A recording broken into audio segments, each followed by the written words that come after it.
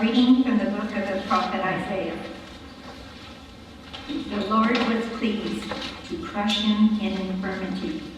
If he gives his life as an offering for sin, he shall see his descendants in a long life, and the will of the Lord shall be accomplished through him. Because of his affliction, he shall see the light in the fullness of days. Through his suffering, my servant shall justify many, and their guilt he shall bear. The word of the Lord. Response over the song. Lord, let your mercy be on us as we place our trust in you. Lord, let your mercy be on us as we place our trust in you. Upright is the word of the Lord, and all his works are trustworthy. He loves justice and right. Of the kindness of the Lord, the earth is full. Let your mercy be on us as we place our trust in you. See, the eyes of the Lord are upon those who fear him, upon those who hope for his kindness, to deliver them from death and preserve them in spite of famine. Lord, let your mercy be on us as we place our trust in you. Our soul waits for the Lord, who is our help and our shield. May your kindness, O Lord, be upon us, who have put our hope in you. Lord, let your mercy be on us as we place our trust in you.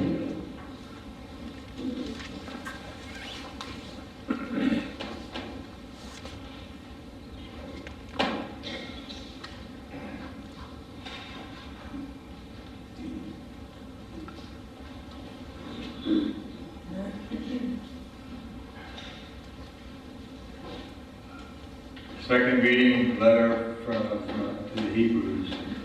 Brothers and sisters, since we have a great high priest who has passed through the heavens, Jesus, the Son of God, let us hold fast to our confession.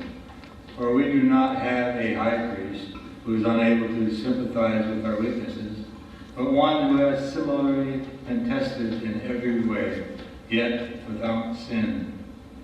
So let us confidently approach the throne of grace to receive mercy and to find grace for timely help. The word of the Lord. Thank you.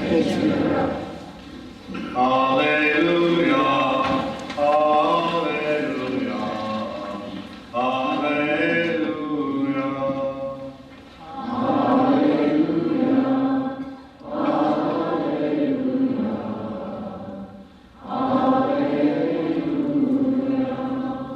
The Son of Man came to serve and to give his life as a ransom for many. Hallelujah, hallelujah, hallelujah. Good morning. Good morning, Father. Well, as some of you know, God was kind enough to bless me with chronic bronchitis about 2 weeks ago. So if you've ever had bronchitis, you know that it's hard to both walk and breathe at the same time. So I'm always taking the shortest distance right now, and hopefully coming to the end of this. It struck me when I was reading through, especially the gospel, that probably most of us here have on some occasion been around people who are rude. Now, of course, it's never us. Never us. But when you are around somebody who's rude, it's not uncommon to at least think, and maybe even say, who the heck do you think you are? People who are rude put themselves first, and they tend not to think about the needs of others. Now, today's gospel does not present us with two disciples who are rude, but they are definitely self-absorbed. They are definitely self-absorbed at this point. Now think back, if you will, to our first reading from Wisdom. There we were presented with God's servant. And this servant does not put himself first. We're presented with a suffering servant. This is a servant who teaches us painfully that goodness does not always result in prosperity. Goodness does not always result in immediate prosperity.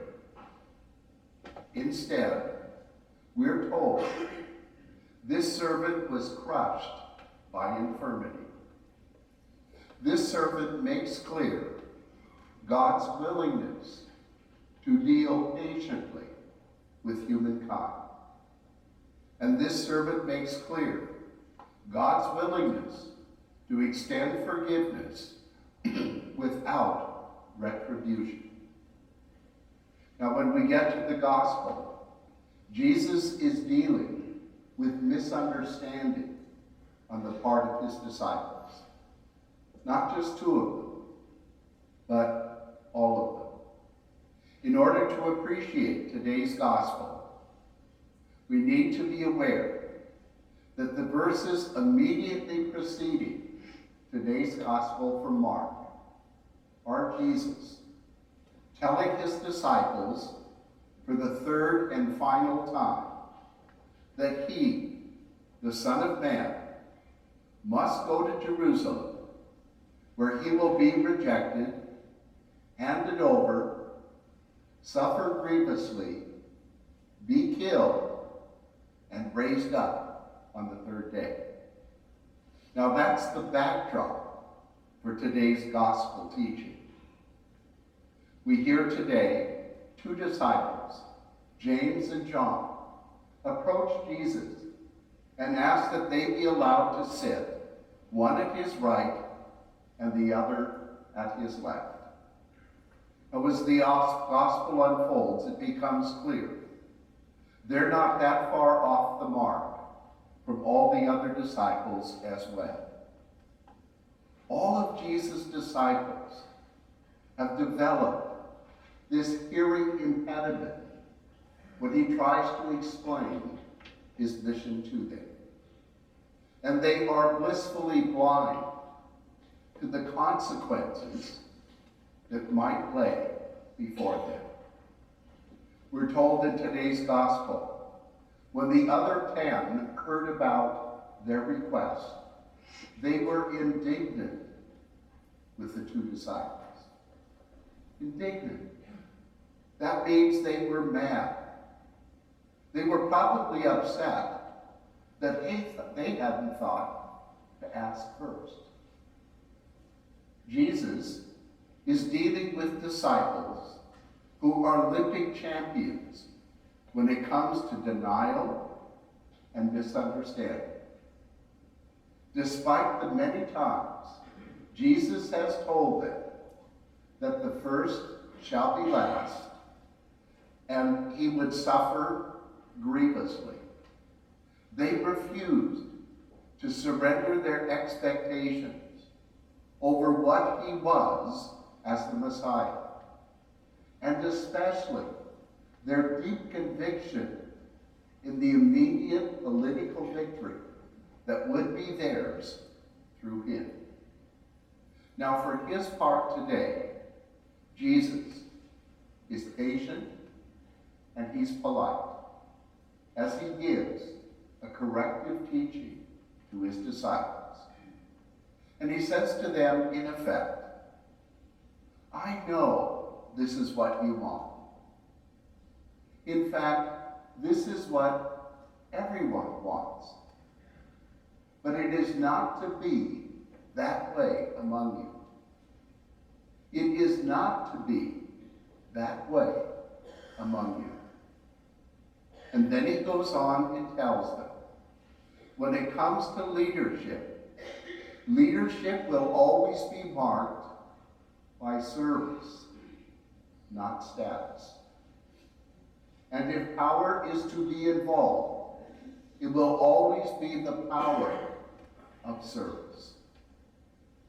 Then he tells them bluntly, I, the Son of Man, have come, not to be served, but to serve, and to give my life as a ransom for the many. Now, I want to take a moment to see how this could play out in our own day. And to do so, I need to ask you to journey back with me several years now to the Amish in Pennsylvania. And you may remember, I believe it was 9 of their daughters who were brutally murdered in a one-room school. And those Amish people chose to forgive the murderer. Here they were, like the suffering servant, crushed in infirmity. An infirmity not of their own making. And yet, they chose as servants to extend a sin offering, to make God's love visible and tangible. And when asked, why? Why would you serve in this way and extend forgiveness? Their response was simple and understandable. Simple and understandable. And they said, we ourselves need to be forgiven. How then can we not forgive? We ourselves need to be forgiven. How then could we not forgive? I think today's gospel presents us as a challenge as disciples to look at our benefits and our blessings and ask, is our primary concern to use them for ourselves, or is our primary concern to use them for the good of others?